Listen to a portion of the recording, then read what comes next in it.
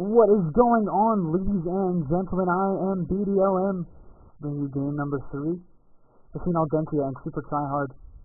I apologize for the audio. I know it's kind of messed up. There's not much I can do about that, unfortunately. Unless any of you happen to know why my local recordings would be crappy and the mic sound going to my stream would be flawless, you're welcome to post a comment and inform me on that. But for now, it's the crappy audio. I guess I just have to mute me and, put some Rick Astley in the background. So let's go to this nice little screen here I have for the captain's mode. The draft already happening. Garcia banned out immediately.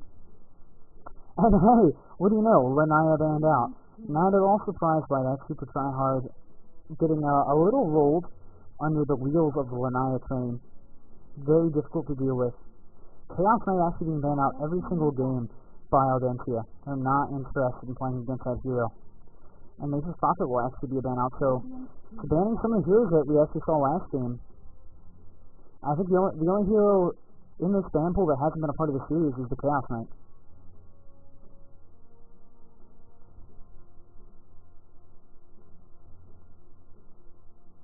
Left the Thunder Dying. The captain of Audentia. At least the drafter. I keep saying captain because I just assume that the drafter is the captain. But he'll actually ban off a lycanthrope, and I cannot blame him for doing that. Certainly one of the more difficult heroes to play against. It's getting a little bit easier now. Some additional heroes are entering the pool.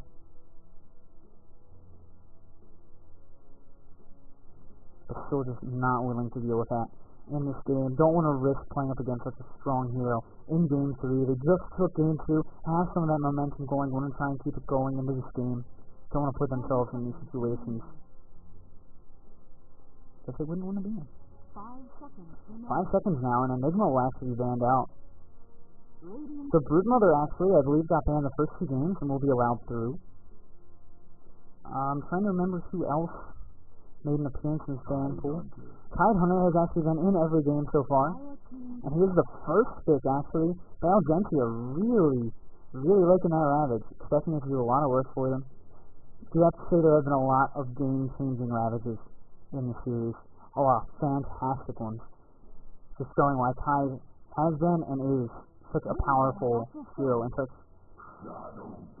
a high-worth pick. Windrunner, Shadow Demon coming out. Good again. SuperTryHard. Tag up as XXX, picking up those 2 heroes very quickly. And Volker, who was banned out last game, will actually show up again. McQuad's Westry did pretty well. He was unfortunately the only hero that was actually able to do well. And similarly, Rubik did fantastic game 1. Blunt played a great Rubik. Stopped some epicenters from the Sand King. Stole epicenter a couple times. Just did a really fantastic job there.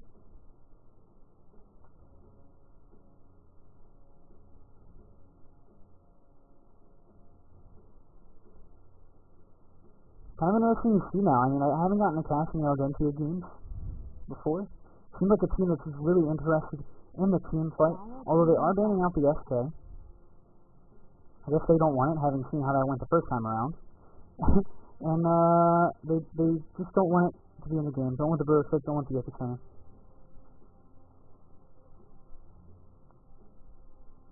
Habanero, who was actually doing the drafting last game, not doing it this time around. Blunt back in the picking seat, making the calls like he did in game 1. Not sure what kind of communication these guys are doing for the picks and the bans.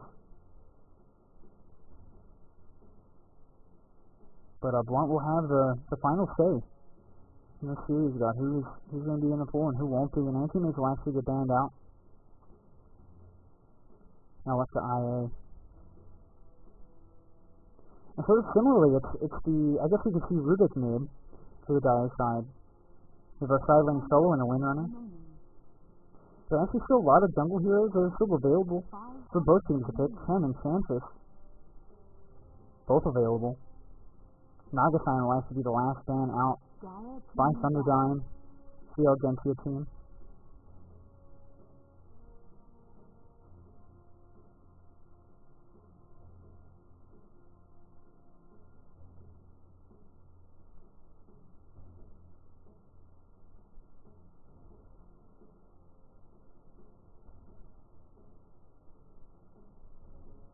And Brood Mode, there you go. Actually, it's going to wind up being banned here. It's banned every single game.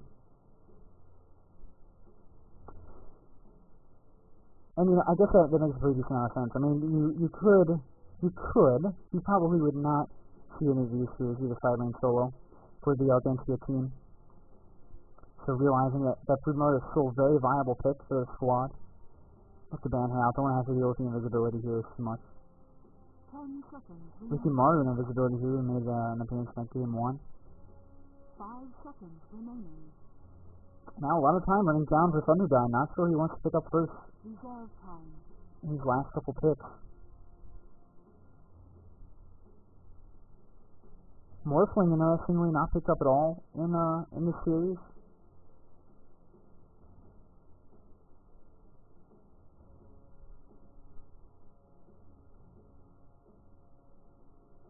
Interesting to see who he looks to pick here.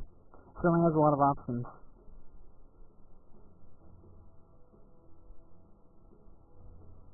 $30 seconds of the reserve time gone. Really not sure exactly who he wants to grab here.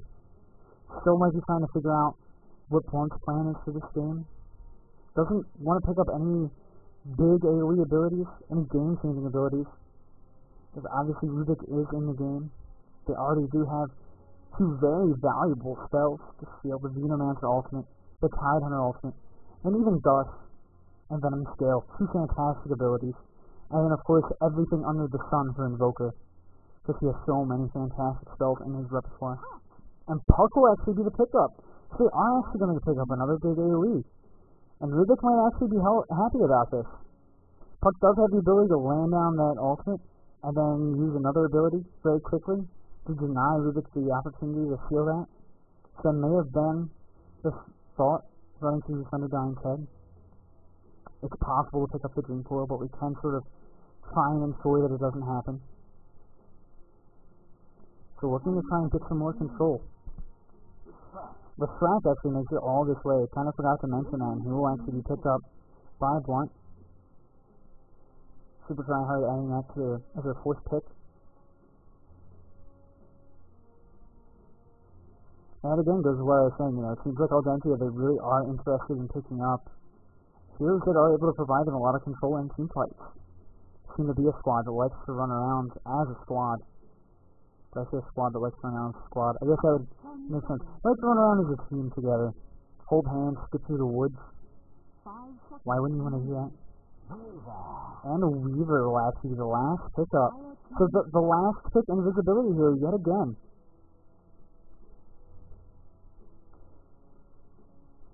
So that's kind of interesting to me. There isn't a ton of push coming out, so they can actually do pretty good with the Weaver. They don't have to be too afraid of losing powers too quickly, that they would lose a lot of space for that Weaver to run around. They are going to force the enemy team into looking to buy something to counter out this invisibility. They could look to pick to counter the invisibility, and I still think Bounty Hunter might be an interesting pick, providing a lot of that team gold. Reserve time. Slardar unfortunately does not get his spot in the sun, but this path actually going very similar to the way the first one did, in that invisibility gets picked up as the last pick for Audentia. It's SuperTryHard. They're left with all of their reserve time to try and think this over. It burns you 30 seconds of it. They might as well sit here for another 59 seconds, just to make sure they know exactly what they want to do.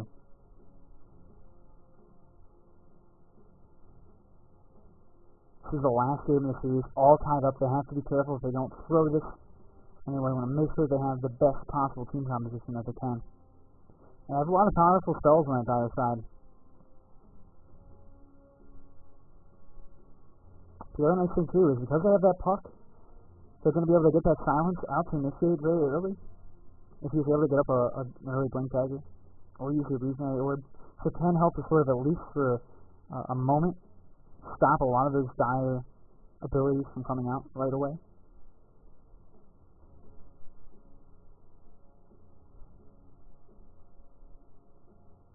And again, that actually, I'm thinking about the Pugna again, but unfortunately, just the way that the team is set up, they don't grab it. And actually, they're going to go for some invisibility of their own, and they're going to pick up the Clinks. So I was saying they didn't have a ton of push before. All right, here's some. Clinks is a lot like Lefrak in the fact that he can just be a one-man pushing squad if he gets the opening to. He's allowed 5-10 seconds to sit on the tower. That tower is probably dead. And he's actually going to be able to get like an Organ Malevolence up, and that's going to actually be fantastic against a lot of these really squishy heroes. Puck, Xenomancer. Weaver, of course, as well. Silence him up. He's not going to be able to go invisible. To Sabupi away, as I've dubbed it. So you have it. That's pretty interesting. I mean, I'm certainly just, as a player myself, much more afraid of a Clinch than a Weaver. Both heroes certainly able to take their games into their teams into the later parts of the game. But let's see which team's able to do that better. So let me just run through this lineup real quick. Prepare for battle. We have Thunderdyne on the Invoker. Still Cloak on the Weaver. Battle Torn on the Xenomancer. Burn on Tidehunter here. And that'll actually be playing the Puck this game. Blunt on the Rubik. Habanero is going to be playing. It's a nice little clinch up here. In the top lane by the look of it. Darkness Sword is going to be on that Shadow Demon. C6 on the Windrunner. And Broken Heart going to be playing that with Frack in the bottom lane. So maybe you're looking at another tri-lane perhaps. And this is crazy. So here's a kill lane, ladies and gentlemen. They are just going to try and generate kills down here, and they think they could be able to do that very easily. They might also try and feed the farm to the Frack, or maybe even the Windrunner. 30 seconds. Get up some early items on her. But Clinch is going to be left up here to solo top. Can do it, but actually, you see heroes looking to run, try and catch one person in the jungle, they're going to catch several. And maybe a better way to put it, these several heroes now let's catch them. Venomous Gale is just going to barely hit the Windrunner. Very nice play. The Windrunner is going to come out of the illusionary orb, hitting there, doing a decent amount of damage. Still slowed up by that Gale. The slow lasts forever. Weaver is just going to try and sit in front, body block, and is it going to be enough damage? Yes, it is. The Xenomancer got. There you go, ladies and gentlemen. Poisonous Venomous Gale. Such an amazing slow. Going to generate that kill for the Radiant squad. Audentia has to be feeling good about that. The first game to give up first blood, and it never recovers from there. Well, it recovers, but it never swings back into their favor for very long. Game 2 to give up first blood, but they're able to pull it together. And third game now, they have that first blood, so they have to be feeling good about that and the momentum they're getting. So far, Clinch, I mean, the Puck not up there quite yet to fight the Clinch. He's hitting a couple of creeps to himself right away. Good start to Puck against that Clinch. Puck gonna have to be very careful. Clinch is hit so hard, especially on such a squishy here. But actually, Xenomancer might actually die here. He gets locked in by the trees and the illusions and goes down there. And Lefrak also goes down. Wait, yes? Yeah, he's just back already. Yeah, wow. So 2-1 now. So much for that momentum. No, I guess it was just never mind. I'm stupid. Just a Lefrak to the Xenomancer. Still keeping it up by 1. Venomous Gale coming out again on the Shadow Demon. Weaver looking to try and do some of that damage, and then comes the Gust from Tidehunter. Nothing to call that the miss, but don't worry, they got enough damage. Windrunner is actually going to go down here as well. Or will see. The Windrunner doing a great job, and that's actually going to, Weaver's going to cop some extra damage as well. 3-1 in favor of the Radiant.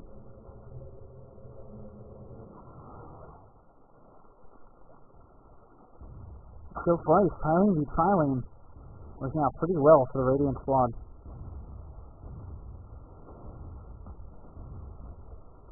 The middle lane, let's see how this is going so far. Rubik against this excellent Invoker, so he's going to be looking to go for that global presence, unlike we saw in the first game, going Claw Sweat. Ward's coming down here at the bottom river. Everybody knows what's going on. They also realize Marine's not down there, and it looks like Rubik isn't going to be able to get up there. It doesn't have a bottle yet. It's just not getting up enough money to get that. Invoker won't be too worried, though. Also doesn't have his bottle, not losing a whole lot.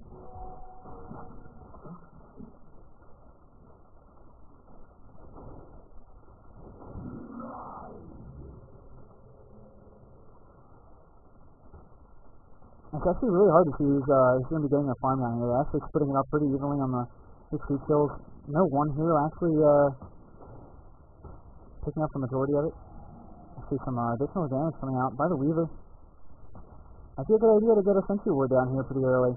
A lot of damage coming out for a Windrunner, just getting an auto attack. See if that's going to try and Windrunner away. Just barely misses the Sunstrike. He's going to get away with about 40 health. That's with a Tango. He's going to get that health back up. And I see a beautiful Venomous Gale coming out. The auto attack with the Venomous Gale. Is that going to be enough? Just eating those Tangos, trying to stay alive. It looks like it will be enough to ensure she stays alive. And then Nile could still come out. So yes, it's not going to come to that. She will barely survive that. Using the rest of her health regeneration. Beautiful Venomous Gale hitting all three heroes. So great play by Battlethorn. But actually, it looks like the guy is going to try and turn this around. A lot to try and combo up here on the Weaver, but he's just going to get right away. Takuchi being maxed out here. First, prioritized, I should say. Taking a lot of damage still, but he's still okay.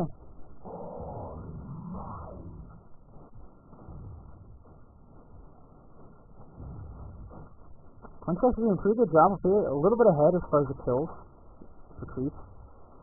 Just lacking from the knife. So here again, the bottom lane. Windrunner taking way too much damage. They don't have any more spell damage come out on her. They have to wait till the Windrunner runs out. They do get it. They're going to get another kill as well with Thrax going down. And now Strategy and taking some additional damage. Weaver not interested in following that up. Weaver just getting so far ahead down here. Only 7-0 in the last 6 though. 1-0-4 though. So kind of like the Mirana from the first game. Getting his lead from assists.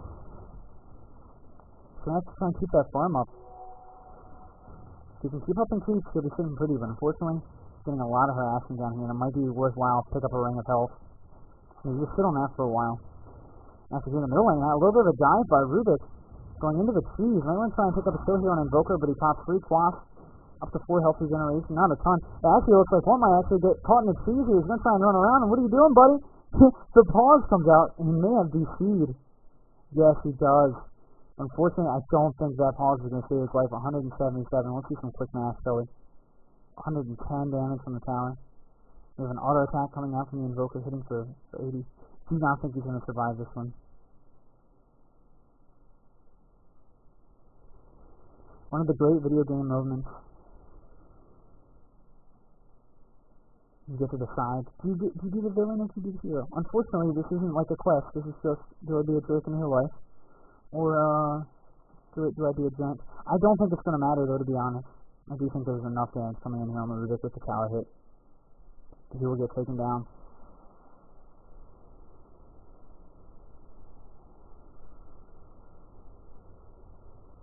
Yeah, realizing, doing the math, everybody else is like, I don't think he's getting out there. Thanks to that circle, you might look to build an acrylic quickly. A really nice item to get on him. Maxing out those fire arrows, shooting arrows. 40 bonus damage. So hitting for 57 already. Can basically hit for 100 a tick. 7 hits will clean up the puck. Of course, if he gets the opportunity to push too, it's going to be fantastic to obliterate those towers. Almost level 6. One more creep kill should do the job. And he'll have that deck pack. And then he's really going to need the mana regeneration. So to be able to run into the jungle. Get some extra damage, get some extra health. Get some extra gold just by killing the creep instantly. But as you can see, it costs about a third of his mana pool. So we're going to have to try and get that accrue up quickly if that's the route he wants to go.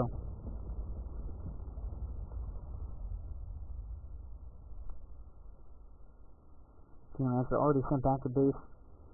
Doing so much work already just sitting on the boots. Very proud of having that before the 5-minute mark.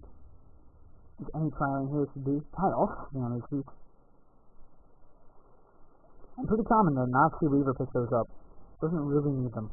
Just enough movement speed from the Shibuki. As you can see, Windrunner, the only hero in the opposing trialing with these boots. And that could be pretty huge when you consider that the Venomous Gale slow 50% already right off the bat. When you don't have boots, you really feel that 50%.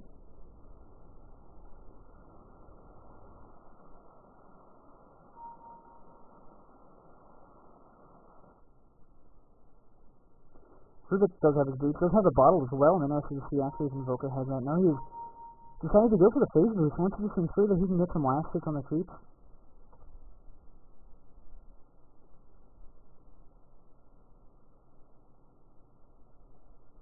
Look at these great manners coming out.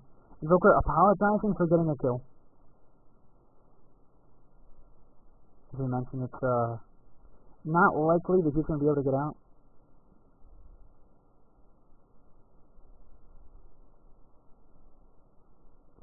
Now we can actually see how this top lane is going.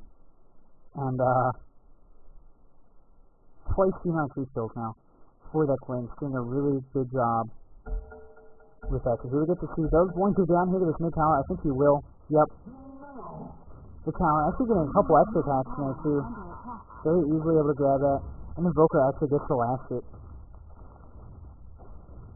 Getting enough of the damage there to, oh. And with the DCs again, unfortunately having some issues.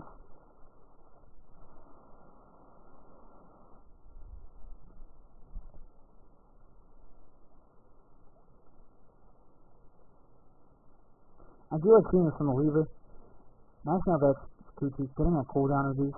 Especially when you consider the heroes that he's up against. I mean, it makes total perfect sense. If he gets the opportunity to be able to run away invisible, he totally should. So many stuns. Great setup here for the track.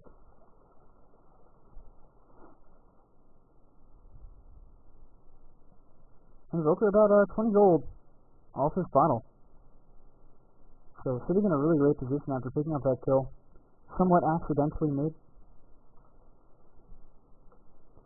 Yeah, as you can see, not far behind the Invoker. Or not far behind the Princess, I should say. 43 kills. Doing a great job. Keeping up with that. And that's where the phase boots really come in handy, especially when you're going that expert build. See so much damage. Seems for 85 already. And that's with Quash invoked. Expert could give him an additional 27 damage. Kind of a lot.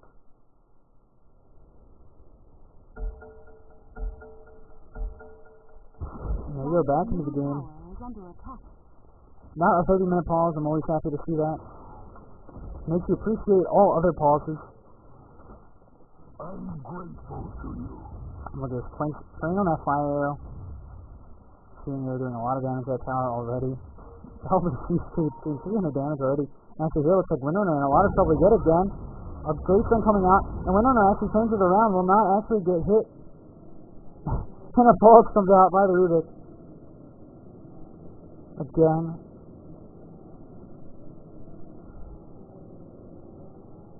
Flash face dust.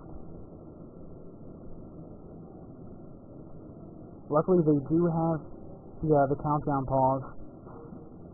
So they will actually know when the fight gets started again. But that's really unfortunate. Now I have the time, the reason has the time to try and plan out what they're going to try and do here. Realize the winner might be turning around to attack. I think they will probably just look to run away with this. Realizing that the Master had ample time to think this through. Boker and the Flames are actually tied 3 kills. Boker a little bit ahead in the denies. Puck in the denies too, but not going to be able to get up that blink dagger as quickly as he might like.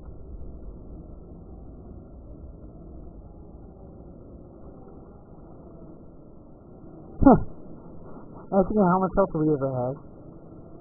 He is perhaps bending the truth slightly in saying he has 50. Perhaps. We'll see. He's actually going to come out here, and Venus Veil comes in, and he'll actually maybe get away. Wow, the amount of damage coming out from that Soul Catcher, and a great power shot coming through by the Windrunner. They actually are going to place the Sentry Ward, D-Ward there, so just great. And another boss coming out, unfortunately. Team Captain, for SuperTryHard having a lot of trouble here.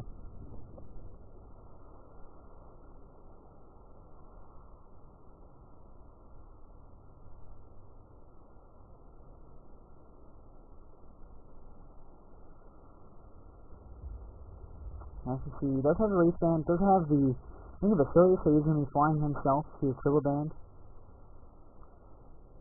As soon as that happens, as soon as the game comes back in.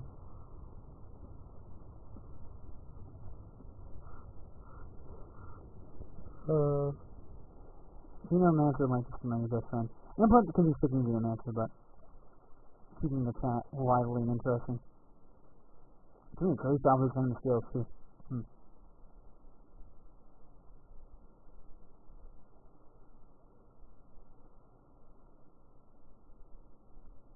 Sequoia running around with quite a bit.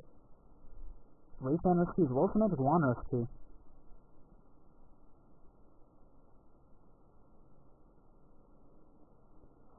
Additional stuff for that bottom lane, I imagine. Could use for top. Puck took me built for the bracer. Can't say that I blame him. So we can help him late game. Because once that Oregon more once comes out, somebody's rough playing up against that clink. Have to be very careful no matter where he is. So that skeleton walk gets smashed down as well. It's gonna be difficult. I kind of want to say I'm surprised that Clink hasn't run over in the jungle and tried to just eat this hellcaller. But as I think there's been about 3 seconds of playtime in the last 10 minutes, I'm not really sure if he's had all that much time to go and do it. I feel like he has. But I don't know if he's been spending that mana quite yet. Let's make sure he has enough to the space for skeleton walk.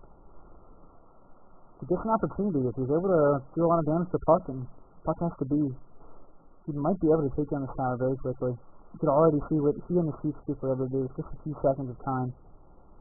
200 damage. Done that. Still in tower already. I believe that's the most damage from any of the tier 1s.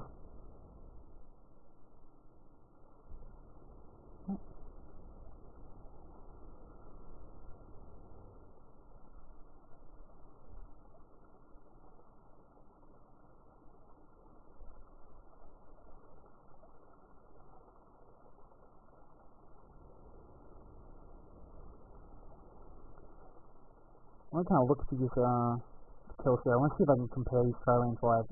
Nothing better to do. Xenomancer near the tide, and the Reaver down here. Doing pretty good. Xenomancer really getting out ahead there.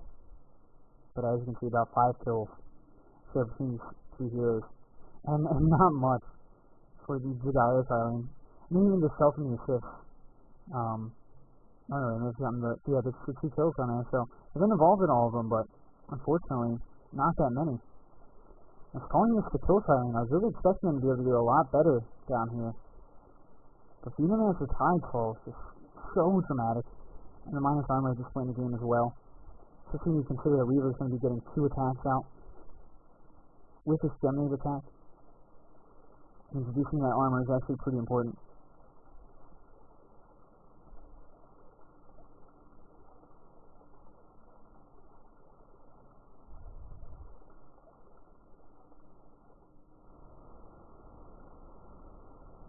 As you can tell, I've, much like the last boss, sort of run out of things to say, so I think I'm actually going to break up the VOD again, and then, I'll get it going again in a bit.